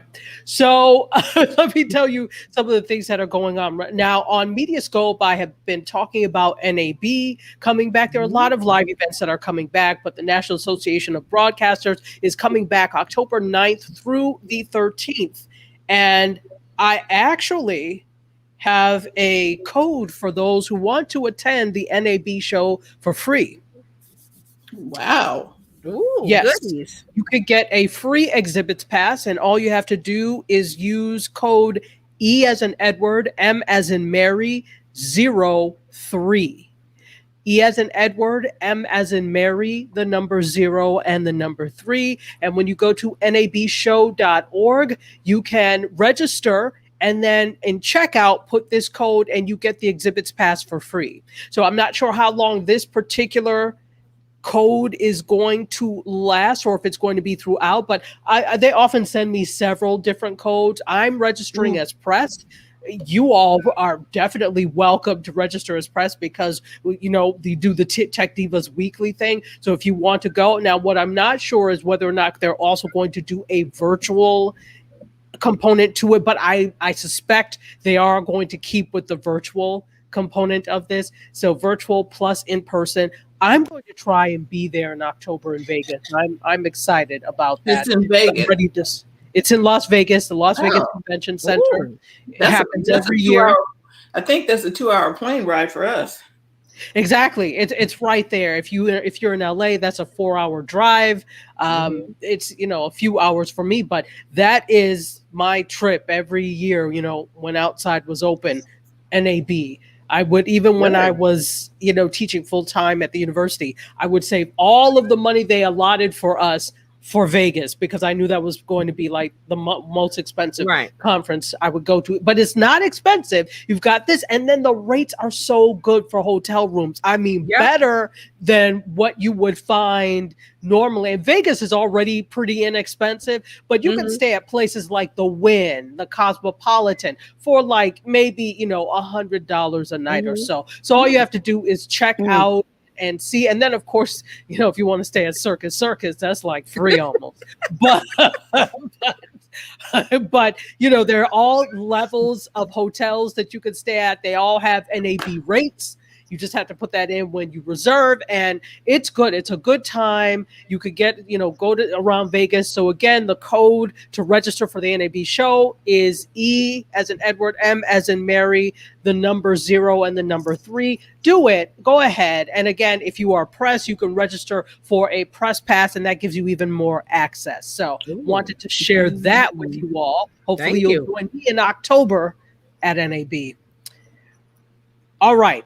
Let's talk a little bit. I know we've talked audio to death, so we're not going to talk more about audio, but I will give you something audio adjacent, shall we say, audio adjacent. So Netflix has confirmed a fictional series about Spotify that's going to debut in 2022. That's right. I guess I don't know if it's going to be like a social network type movie or whatever, but they've confirmed just this week that production is underway. They're not even waiting for approval. Production is underway for a fictional, in quote, series on Spotify, going to be available globally in 2022. They've already cast it as well. So the cast, if you don't know, Spotify is a Swedish company.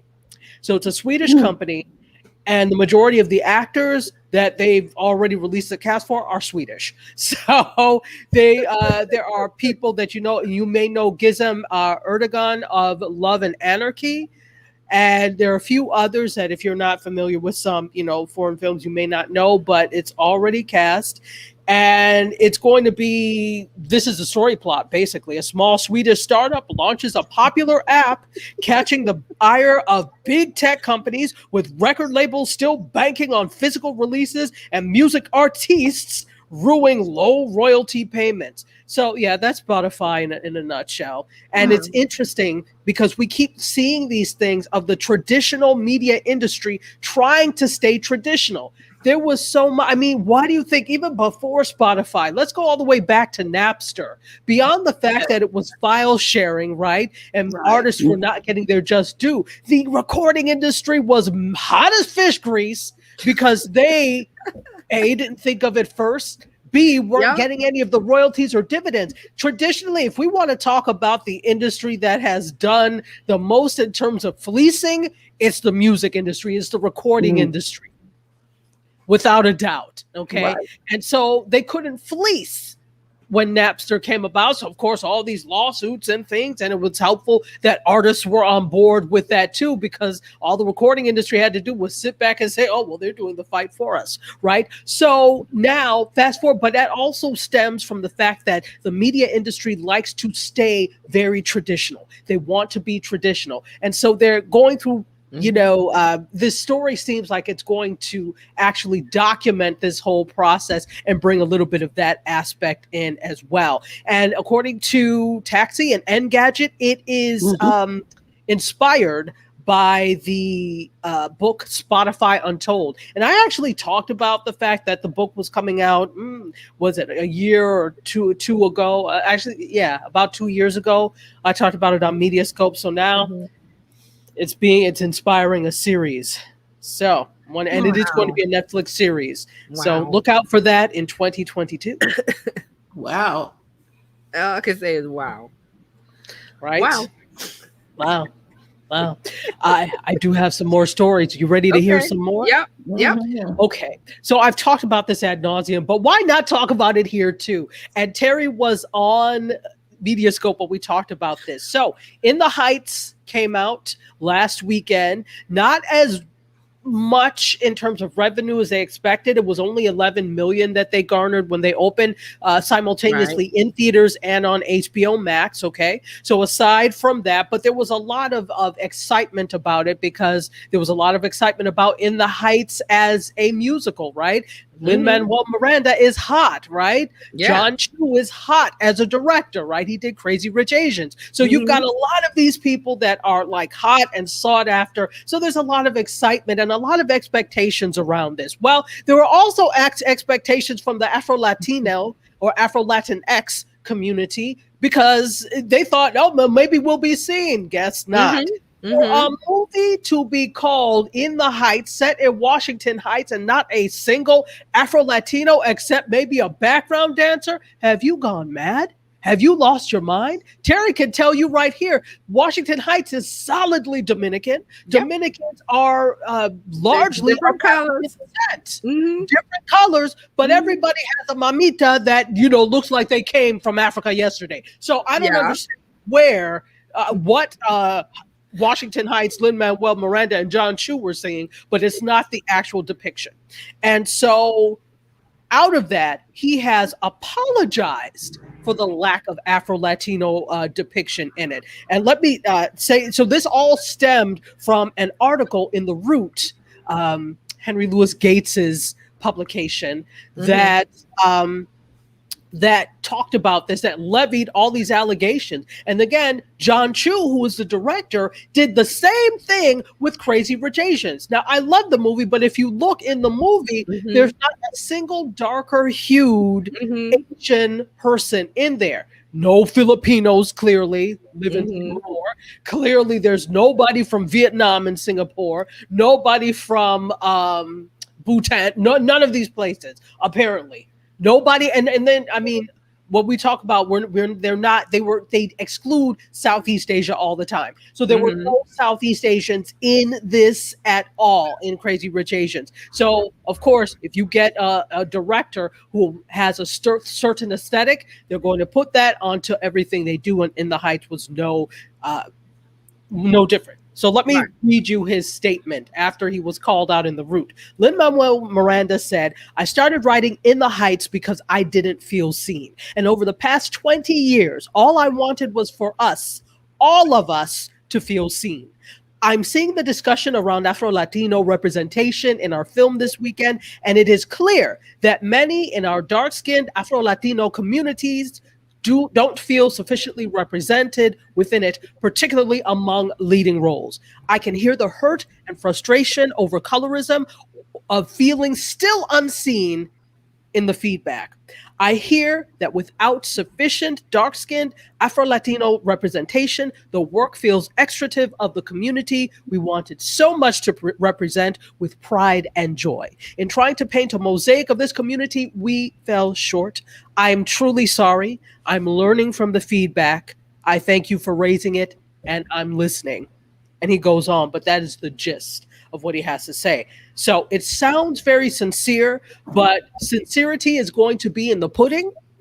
If in the future you intend to continue to tell the stories of Latino people, of Latinx people, it needs to include all Latinx people. Traditionally, Afro-Latinos are always left out of the picture. When you watch these novelas, the only dark-skinned people you see are the help.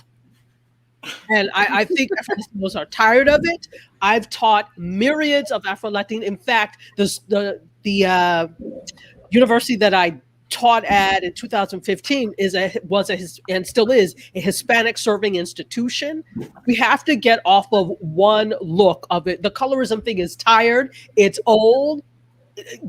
Get over yourselves and represent people right. So you should be dragged, Lin-Manuel, much as I love you. Because you did Hamilton and you did your best to have representation there. Why is it different in the Heights? Unacceptable. I'm glad you apologized. Driver Buzz wanted to jump in.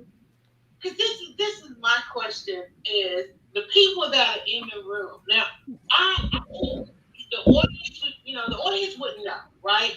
If you're from a particular enclave or a particular part of the country, or just not world traveled, you wouldn't really know, right?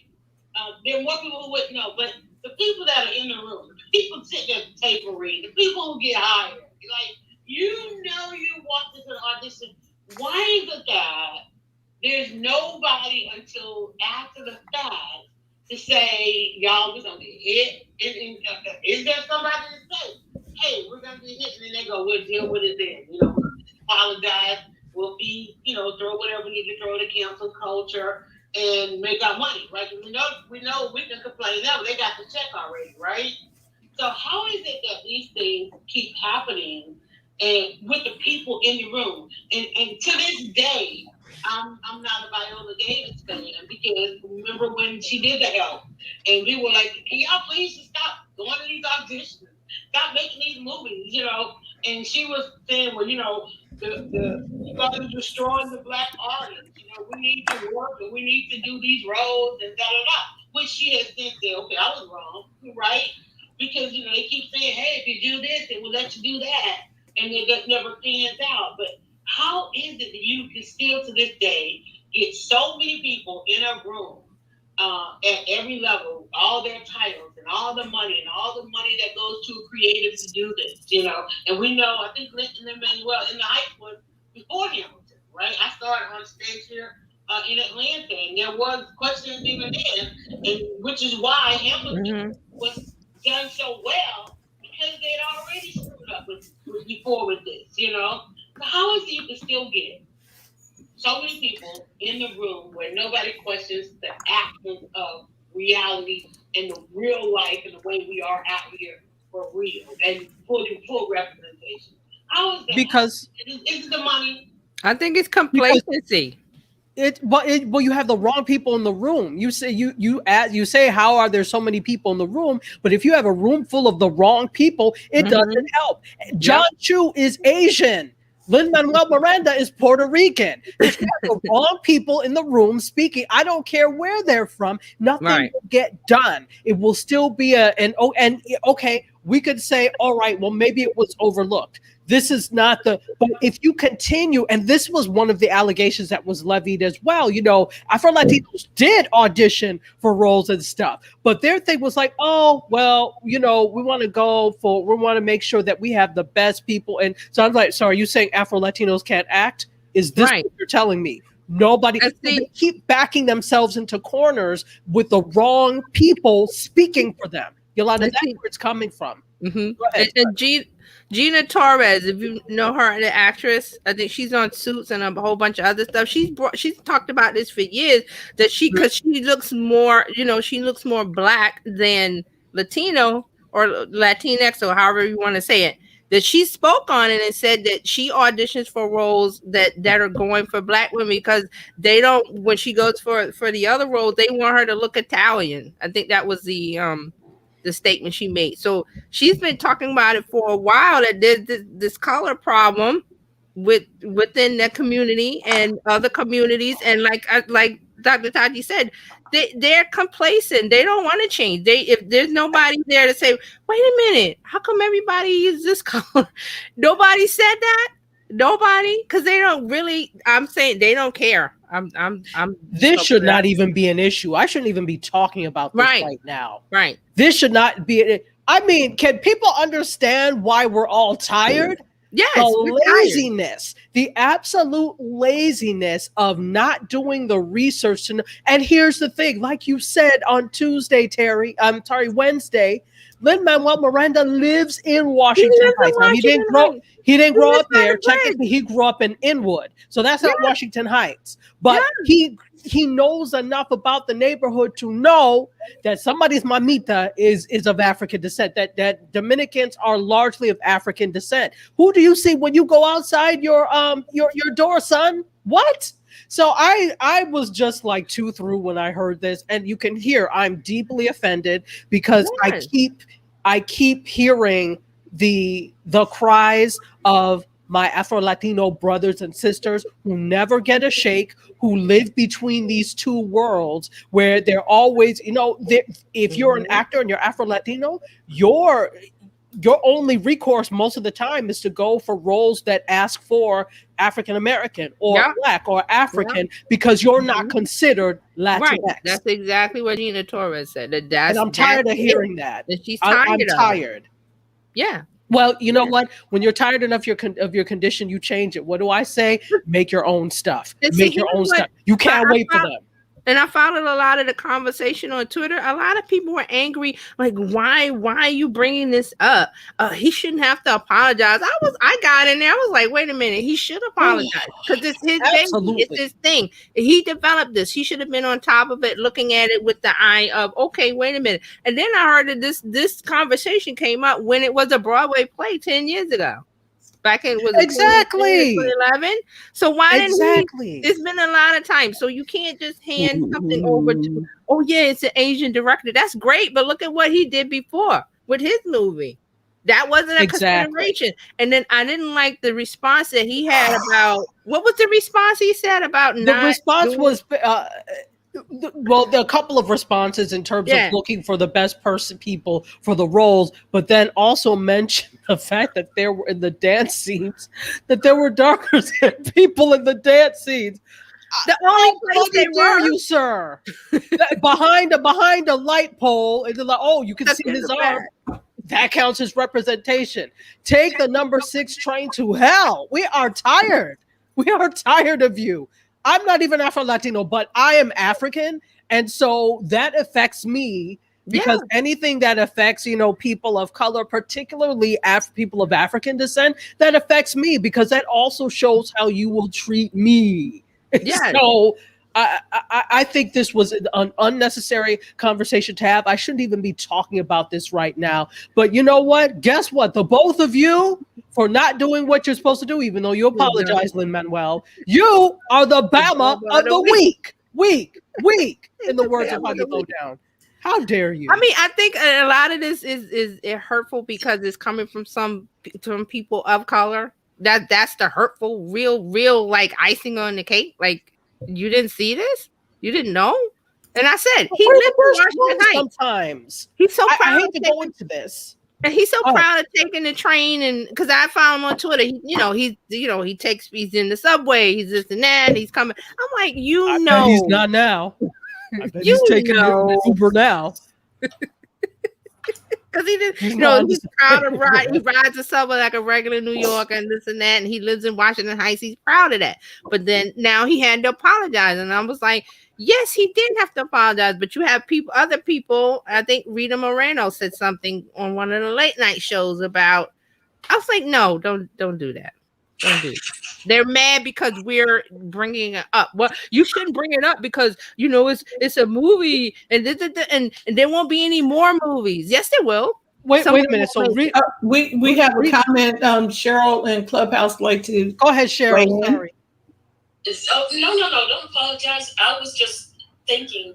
First of all, he's not a neophyte to the industry, so I'm sure he lives with the stats and the numbers. Mm-hmm. And if they learn nothing else from Hamilton, they learned that a truly multicultural cast can change the tide of their film fortune. Let's put it that way. Yep. They just did what they wanted to do. And they just never thought anybody would say anything because they've both been riding the wave of their success with previous projects. But I'll say to them, like they say to us in publishing, you're only as good as your next book. They're only as good as their next film. And they blew it. And I'm with you, Dr. Tachi. He can take that train number 6 3 times, 666 to hell. Yes. Yes, thank you. Yeah, so, not to belabor this point anymore, but I think, again, it was an unnecessary conversation to have because if you are going to work in the field of representation, the representations ought to be right. Now, I did have a question. When you were saying Rita Moreno, she got on and was in support or against? Yeah, she was like, oh, why, stop badgering Lin-Manuel. Why are you making a big deal? Move on, like that. She wasn't with the side of, yes, it was, something wrong. No, she was like, you people need to stop. I forgot what her exact language was. But the right. loudest one when she was one of 2 Latinos in the original West Side Story movie. Everybody else that played the Latinos, the Puerto Ricans in that movie, they were all white passing as quarter. She was one of 2, I believe. Yeah, one of 2, and had everything to say about that. But it's okay, Rita. Don't take me there because you were on my good side. Sometimes you all need to just be quiet. Be quiet and listen. And there are already colorism issues. There are colorism issues in every community of color, but there are huge colorism issues in Latinx communities because it's so vast, so many different countries, so many different colors, and they have taken on the oppressor's way of what is right and how one should look very well. Right, and it comes out in these conversations. I've dated enough Dominicans to know. Go ahead. And see, Dr. Todd, I did a real quick search because I want to know what she said. She was saying something about that can't you just wait a while and leave it alone? It would be so nice if they hadn't come up with that and left it alone just for now. I mean, they're really attacking the wrong person. But she got backlash for that, so she had to come out with her own apology. I think she was on Colbert show, one of the talk shows. So now she had to come out and apologize. She did an interview with Terry Ross. She was talking about how she was trying to. There was one reference she gave as being her culture of another person. I was trying to think, but she was talking about how they tanned her, how she had to go for so long tanned, and and changing her color and stuff just to get the rose. So that's interesting to hear that. And again, this controversy happening while she had her own press tour plan is interesting. Well, I'm going to move on from that. This is our final story. Netflix, still on the, going back to Netflix. Let me get my attitude right and fix my face because Rita is canceled, but let me fix my face. Netflix has a plan to sell you toys, t-shirts, and concert tickets. That's right. Merch, Netflix merch, and it just doesn't say Netflix on it. So this week they announced a new online store, and they have plans for a comedy festival next year as well. So they're preparing a clothing line and live events tied to Bridgerton. And also, as well as events and consumer products for new seasons of La Casa de Papel, The Witcher, and Stranger Things. So they're also going to have action figures and all sorts of things. So Netflix used to say that they wanted to be HBO before HBO became Netflix, which is interesting. And they succeeded creating some of the most memorable TV shows of the past decade, Emmy nominations, etc. Merch just makes sense, right? So this is their new challenge. They want to become Disney, where Disney beats Netflix at its own game. So merch falls right in line. You know what? Even if Disney produced nothing else, I think the merch and the theme parks would float them forever, right? Even if they produce nothing else, that would float them forever. Although new characters help, but people are in love with the old thing. So I think Netflix is trying to jump on this merch train, and they've got this new online store. They're also hiring bunches of people for this. So interesting. So there you go. Netflix has a new store online tied to a lot of their most popular shows. Makes sense. And that's me. That makes sense. It does. It does. Okay. Wow.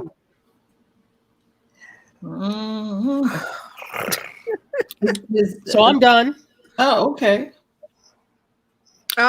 The Netflix merch makes a lot of sense because if you have a popular show like Bridgerton, you want to hop on, the ride the wave of the PO and the hot show, and people can buy t-shirts and they can be the different characters or what have you. So Netflix is like, this is win-win.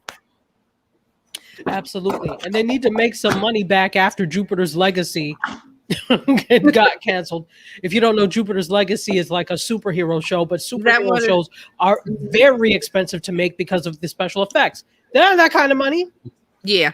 And that's the thing about Netflix. They will cancel a show in a minute. I remember I liked The Get Down and they canceled that. A couple other shows I've heard on Twitter and people complaining about Netflix, you know, one season and it's gone. So they could complain all they like, but Netflix could do what they like. True. Wow. Oh my goodness. Shall we see all of you over on the green room, or I'm asking people in Clubhouse or whatever. I'm going to go play with it for a minute. I'm there.